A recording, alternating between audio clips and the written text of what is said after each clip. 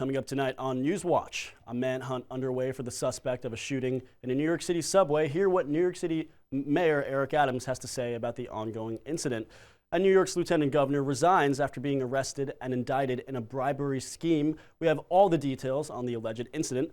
Plus, Ithaca becomes the first municipality in the country with all Starbucks locations unionized. We break down the results of their recent vote and what the unionization means for workers. All that and more tonight on Newswatch. Covering Ithaca and all of Tompkins County. From ICTV News, this is Newswatch.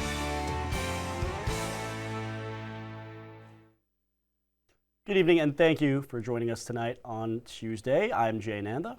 And I'm Ethan Birch. First on 16 tonight, at least 29 people injured this morning in a subway car in Brooklyn. A gunman in a gas mask and a reflective vest threw a smoke bomb in one of the subway cars as soon as the doors closed and opened fire. In this video, smoke pours out of the subway and injured passengers limp out of the train car. Victims were found all across Brooklyn subway, at least 4 being on 36th Street and 1 on 25th Street. All of the injuries have been considered non-life threatening, with victims located at hospitals all across New York City. 10 of 5 victims shot are in critical but stable condition at this time. New York City Mayor Eric Adams describes the emergency response. When you look at how miraculous this is, you have to really point to the passengers and the transit authority officials. They responded with a level of just care for their fellow New Yorkers, and our first responders at the neighboring hospitals immediately kicked into gear and just provided the necessary care. I believe lives were saved based on the actions that we witnessed on some of the amateur video that was released. You saw passengers coming to the aid of each other, and I just cannot thank New Yorkers enough for how we responded. The suspect is still at large, and the NYPD says the incident is not being investigated as an act of terrorism at this point. The investigation of the shooting is ongoing. Also new this evening, New York Lieutenant Governor Brian Benjamin has been arrested in a federal corruption investigation and has resigned from his role. Benjamin is being charged with bribery, honest services, wire fraud, and falsification of records. These charges are connected to illegal donations given to Benjamin's campaign. Governor Kathy Hochul has yet to comment on his resignation, but she did say this morning that he's being fully cooperative in the investigation. An Ithaca man has been arrested after robbing the Target location in the Ithaca Mall and threatening employees with a knife. Local resident Cedric Morrissey was caught trying to steal several items from Target when he was confronted by an employee. The employee was backed into a corner when Morris pulled out a knife. Neither party was hurt in the altercation, but the suspect escaped the store. Morris was found by police at Econo Lodge and charged with robbery, menacing, and criminal possession of a weapon. The Coddington Road Community Center child care facility are set to undergo a major expansion to allow them to serve more families in Tompkins County. The project will cost $4.8 million and will open 48 slots for children to attend the school, as well as 20 additional slots for after-school programs. Child care demands are higher than ever, with over 130 families on the wait list at Coddington. This expansion has been in ambition for over a decade, but was put on pause because of the pandemic. The community center plans to begin the expansion once $1.2 million have been secured. Currently, over $700,000 have been claimed. Retail giants such as Amazon and Barnes & Noble have dominated the world of books in recent years, making it difficult for local bookstores to stay open. Reporter Ubrin Villasenor heads down to the Ithaca Commons to learn Odyssey Bookstore's story for success. The Odyssey Bookstore hopes to support local authors by bringing their writing into the mainstream. The brick-and-mortar bookstore. In this case, the basement of a former home. Inside, the bookstore features classics such as Alice in Wonderland, but also the writing of several local authors. Opening in June of 2020, in the midst of the global COVID-19 pandemic, the owner says their business model is rooted around sustainability. I consider the sustainability aspect not only in terms of how the bookstore operates, in lighting and heating, but also in terms of the people we hire and providing a fair and living wage. In recent years, Ithaca has felt the effects of gentrification and corporatization, phenomena that frequently drive local shops out of business. When asked how the store remains competitive against corporate giants such as Barnes & Nobles and Amazon, the owner says the unique experience of a local bookstore draws customers in. All of the art here is actually my niece, who is now 16, but she was 15 at the time, and one of our very talented booksellers who has lovely handwriting. Handwritten descriptions of the books scatter the store, and a staff picks shelf highlight the personal touch of the shop. The store is open 7 days a week from 10 a.m. to 6 p.m. Reporting for Newswatch in Ithaca, I'm Obran Villasenor. Thank you for the story, Obran. A good book might be the perfect thing to bring you with you to Ithaca's Bridge to Nowhere over on Route 13. The bridge is located near the Buttermilk Falls State Park, offering a serene environment for residents leading into the state park. The city of Ithaca passed a resolution last week to rename the bridge after Kirby Edmonds. Edmonds was well known around the community for his work regarding social justice in the workplace. Edmonds was involved in various community organizations for 4 decades until his passing. The Bridge to Nowhere, now the Kirby Edmonds Bridge, has reopened with a new purpose to connect state parks in Tompkins County to each other. Now, protests erupted outside the walls of the Myron Taylor Hall at Cornell University after an event hosted by the Cornell chapter of the Federalist Society. The event was a debate between Professor Nelson Tebb and Jordan Lorink, who is part of a nonprofit that provides pro bono legal representation support for right-wing positions on issues such as LGBTQ+ rights. The debate was focused on Sharif v. Boston, a legal case currently being heard by the Supreme Court. After the event came to a close, the attendees led out the hall through groups of protesters performing a die-in. Protesters said that their protest was Cornell's consequence for supporting the hosting speakers such as the Alliance Defending Freedom. The Beyond Art Collective is back in Ithaca with their new exhibit titled Journey Beyond Time. Reporter Jaden Davis spoke with the artistic director to learn how the exhibit goes beyond the art. 3, 2, 1. You may have visited the pop-up art exhibit Beyond Art Collective last summer in the Ithaca Commons. Due to popular demand, the interactive exhibit has returned now, showcasing their latest exhibition, Journey Beyond Time, at the Cherry Gallery. Interactive immersive art exhibit in which we've created a time machine. And so we have created this fictional character, we call it the Professor. And we're in his laboratory now. The exhibit features 20 regional artists whose works were funded by community sponsors around Ithaca. One is the Community Arts Partnership, CAP, and they have funded several of our artists through what they call the SOS grant. And it's a grant that any artist can apply for and get, $1,000 or so. Artistic directors Douglas Shire and Lawrence Clarkberg were inspired by a documentary that they saw about how artists in Santa Fe were able to form a successful art collective called Meow Wolf. We saw this movie and we're like, yes, we have to bring something like this to Ithaca. And so since that time, Doug and I just have been creating the intention and working steadily towards creating first the art collective and now doing these temporary art installations, but someday we hope to do a permanent one. To see all this wonderful artwork, you can visit 130 Cherry Street for the rest of April. Reporting for Newswatch, I'm Jaden Davis. And still to come, President Biden cracks down on ghost gun violence in a new federal law. How will the law decrease the access to these build-it-your-own-self guns? Plus, we have weather updates with Nicole. Nicole, what can we expect in the forecast? As you can see behind me, the weather is beautiful outside right now. Stay tuned for the 7-day forecast later in the show.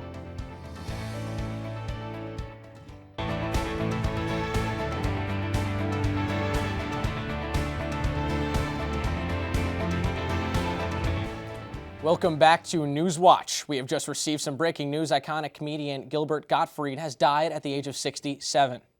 Gottfried passed away from a long-term illness that impacts the cardiac muscles of the heart. His family tweeted the news of the passing with the quote, "I know this is a sad day for all of us, but please keep laughing as loud as possible," in Gilbert's honor. Gottfried not only performed over 50 years of stand-up comedy, but his voice also got roles in many films such as Beverly Hills Cop 2, The Aristocrats, as well as the parrot Iago in Disney's Aladdin. Many celebrities and co-creators mourned the loss of Gottfried on social media, emphasizing the impact he had on them. President Joe Biden announced new restrictions on homemade firearms, also known as ghost guns, yesterday. These guns are weapons of choice for many criminals. We're going to do everything we can to deprive them of that choice. And when we find them, put them in jail for a long, long time. Law enforcement is sounding the alarm. Our communities are paying the price, and we're acting. Today, the United States Department of Justice is making it illegal for a business to manufacture one of these kits without a serial number. Illegal. Biden introduced a rule that would require makers and sellers of gun kits to include serial numbers, following suit with other guns as well as background checks for purchase. Biden mentioned that ghost guns are the weapons of choice for many criminals and that his administration is doing everything to deprive criminals of that choice. This policy abides by the pledge Biden made during his campaign to make stricter gun control measures. Now, a major U.S.-Mexico point of entry blocked by Mexican truck drivers in protest of Texas border inspections. The protest at the Far Reynosa International Bridge follows a move by Texas Governor Greg Abbott to enhance safety inspections at state border ports. This measure follows a response by the Biden administration, which plans to end pandemic-related restrictions at the border. New border strategies announced by Abbott's office are meant to, quote, curtail the flow of drugs, human traffickers, illegal immigrants, weapons, and other contraband into Texas. As of Sunday, the agency inspected roughly 3,000 commercial vehicles at select entry ports along the Texas-Mexico border and placed about 650 out of service for serious safety violations. Oklahoma Governor Kevin Stitt signs a near-total ban on abortion into law. Under Senate Bill 612, performing an abortion or attempting to perform one will be a felony punishable by a maximum fine of $100,000 or a maximum of 10 years in state prison. The only exception to this bill lies along the case of medical emergency. Stitt understands this bill will be challenged by liberal activists, but claims, quote, it's important to take a stand and protect the unborn and life in the state of Oklahoma. If the bill passes and Oklahoma stops providing abortions, those who need them will have to travel out of state to receive abortion services. Philadelphia is set to restore their indoor mask mandate as COVID-19 cases rise, becoming the first major U.S. city to reinstate its indoor mask mandate since the nationwide mandate was lifted. Cases have increased more than 50% in just 10 days, and health officials believe the recent spike is being driven by the highly transmissible BA2 subvariant. Health Commissioner Dr. Cheryl Bedegold says that requiring people to mask up will help restaurants and other businesses stay open. The hospital capacity was a factor that went into this decision as well. Amazon is requesting a unionization revote from the National Labor Relations Board, NLRB. Employees of Amazon allege that NLRB's regional branch engaged in voter suppression. Voter suppression includes only having 3 voting booths for thousands of employees and using bribes and threats to get employees to vote to unionize. Amazon spokesperson Kelly Nantel states that voting turnout was unusually low. Many employees think a re-election should be held so that a fair and representative vote can be held. Now, following in the steps of Amazon workers, Ithaca Starbucks stores voted to unionize all 3 of its locations. Paige Morrissey joins us from the Ithaca Commons in front of the Seneca Street Starbucks location. Paige, what does this mean for workers out there? That's right, guys. Ithaca, New York is the first city in the United States to have all of its Starbucks locations completely unionized. I'm at the Starbucks location in the downtown Ithaca Commons, one of 3 to vote yes this past weekend to become unionized. The votes were overwhelmingly in favor of the unionization, with the results being College Avenue with a vote of 19-1, the Meadow Street location with a vote of 13-1, and the Commons location with a vote of 15-1. This unionization stems all the way back to January, when more than 75% of its employees from each of the 3 Starbucks locations signed union authorization cards, which were required by the National Labor Relations Board. Days later, they created a petition and asked for support from the public, which led them to the votes that happened this past weekend. You may be wondering, what does unionization mean for the company? Higher wages and better support for the many resources that Starbucks offers, such as healthcare. Although Ithaca, New York may be the first city to have all of its Starbucks locations unionized, many cities in the country will soon follow suit. In the downtown Ithaca Commons, Paige Morrissey, ICTV News. Elon Musk has decided not to join Twitter board after becoming Twitter's largest individual shareholder, owning 9% of shares. Twitter had planned to ask Musk to its board for a term ending in 2024. Twitter CEO tweeted that news that Musk would not be joining, but they shared they would always value his input. Musk tweeted that he was, quote, looking forward to working with Parag and Twitter board to make significant improvements to Twitter in the coming months, prior to denying his decision. Had Musk accepted the position on the board, it would have prevented him from owning more than 15% of the company, but the limitation is no longer in his place. Baskin-Robbins is changing their logo and making updates to employee uniforms and packing to match the updates. According to the company, this will be the first major update since 2006. Baskin-Robbins plans to make the logo a more crisp and clean version rather than the playful blue and pink font it currently is. The company's leadership team says that the new logo will give them more opportunities to be more relevant and attract younger customers. The store will release new bucket hats, bicycles, and over 70 new flavors of ice cream to celebrate the updates to the brand. Coming up after the break, Nicole Collins has your weather forecast, but first, let's go to Cam Manna to see what's up in sports. Cam? Well, guys, we recap both Ithaca softball and baseball and why they've been very successful on the diamond to start the spring, just like Cornell men's lacrosse has been on the turf. Plus, we preview the NBA playoffs, so don't go anywhere. Stick with us here on Newswatch.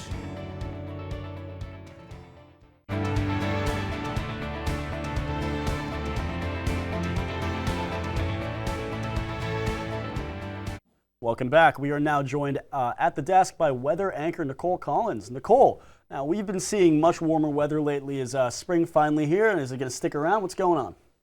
In fact, it will for a few days, and next week is actually National Park Week, so everyone can go to a national park and visit for free. And into next week, the weather will be looking pretty nice for a majority of the country. And by Wednesday, though, there will be some moisture on the East Coast that will probably give some rain for the east part of the country.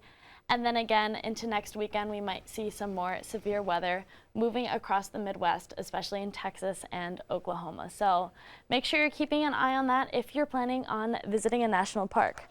However, right now we have this beautiful, nice high pressure sitting over our area, giving us clear skies and very warm temperatures. Tonight, our low is only dipping down into the mid-40s with partly cloudy skies. As we move into tomorrow, that temperature continues to rise, almost getting up into the 80s. So that's 20 degrees above the average for tomorrow's date. Again, we'll have sunny temperatures or sunny weather into tomorrow morning. However, tomorrow afternoon, there might be some thunderstorms passing through, so keep an eye out for that. As we get into tomorrow night, that temperature stays mild, a low only getting down to 60 degrees. However, showers may pass throughout the night. So if you look at the radar behind me, you can see beautiful clear skies right now, but that rain and those storms start to move into our area by tomorrow afternoon. Looking at the 7-day forecast, you can see that temperature stays pretty high on Thursday. Our high still staying within the 70s, but a chance of rain continuing throughout the day. Getting into Friday, it will be dropping down into the 60s, so keep an eye on that. Still pretty mild. However, that rain is clearing out, giving us mostly cloudy skies, so if you want to get outside, do something, and you didn't get a chance to do it today or tomorrow morning, Friday is definitely the day to do it, because as we head into the weekend, those temperatures continue to dip. Saturday, we even have a chance of rain. So our lows are also getting back down into the 30s, so chillier temperatures coming our way. Heading into Monday and Tuesday, the rain continues, but as of now, we have beautiful warm temperatures. Enjoy them and watch out for the storms tomorrow afternoon. Thanks for the update, Nicole. Still to come, Cam Manna has your sports updates right here after the break.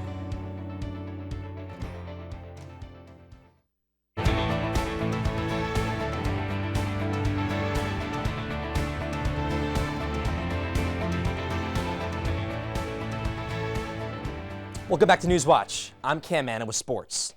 Tonight we start with a team that was 5-7 to begin the spring, but after a 7-game win streak, Ithaca softball now sits at the top of the Liberty League at 12-7. The Bombers jumped into Liberty League play this past weekend by sweeping Clarkson and St. Lawrence, with ease outscoring them 36-7. Ithaca is ranked last in the conference at .263 for their average, but they've made up for it with situational hitting and a team 2.82 ERA, which is number 1 in the Liberty League. Today, the Bombers fell to Alfred College 3-2 in a pitcher's duel. They moved to 12-8 on the year. Now, the success in the Diamond does not stop there, though. Ithaca baseball is 17-7 and has won 6 out of their last 9 games. The Bombers took down Bard in their weekend series by winning 2 of the last 3 games. Nail-biters 4-3 and 3-2. With those crucial Liberty League wins, the Bombers now sit 3rd in the conference overall. Buzz Shirley has led the way for the Bombers with a .449 batting average and 3 bombs. This afternoon, the Bombers faced off against crosstown rival number 6 SUNY Cortland and lost a close one, 12-8. Now to the East Hill, where Cornell men's lacrosse continues to dominate. After taking down number 11 Harvard on Saturday, Big Red drove up to Syracuse and shocked the Orange with a 16-15 victory in comeback fashion. Cornell was down 11-6 at the half, but crawled back and forced overtime with 24 seconds left in regulation, and then tied the game, and then the game winner in overtime. John Piatelli for Cornell had 6 goals, but it was a combined effort overall for Cornell to earn their 10th win of the year. And lastly, to professional sports. The NBA playoffs are upon us, and it all starts tonight with the play-in round. The Brooklyn Nets, led by the lethal duo of Kyrie Irving and Kevin Durant, will face a young Cleveland Cavaliers team in hopes to punch their ticket to the playoffs. And in the Western Conference, the Clippers will look to revive LA basketball when they face a determined Timberwolves team. We'll cover more of the NBA playoffs next week here on Newswatch, so mark your calendars. And that does it for me. For sports, I'm Cam Manna, sending it back to Ethan and Jay at the desk. Thank you, Cam. Now, National Grilled Cheese Day isn't the only major event happening today. Speaking about cheeseheads, a Wisconsin great-grandmother is celebrating her 100th birthday, doing something she's always wanted to do: ride a fire truck. Fadila Dale Brewing says that firefighting has always been in her family's blood, and her son Doug, former Sioux City fire chief, helped to make her dreams come true. Brewing and her family and her 4 kids hopped into the fire truck and rode all around Sioux City, where she had lived for 76 years, passing houses, schools, her 7 grandchildren, and 14 great-grandchildren. Brewing says that she had always been on the move and credits her ability to stay still to keep what's going on for 100 years. It's quite a story we got here, Ethan. Pretty insane. I mean, I would love to ride in a fire truck, and the fact that she gets to do it to wrap it up, I mean, that's just that's truly touching right there. You know, in December, all my town gets is Santa, but that sounds better. That sounds a whole lot better as well. Well, you know, that does it for tonight's episode of Newswatch. Tune in this Thursday for more with Andres Rendon and Jordan Broking. Be sure to follow us on Instagram and Twitter at ICTV News 607. Thank you for watching, and have a great night.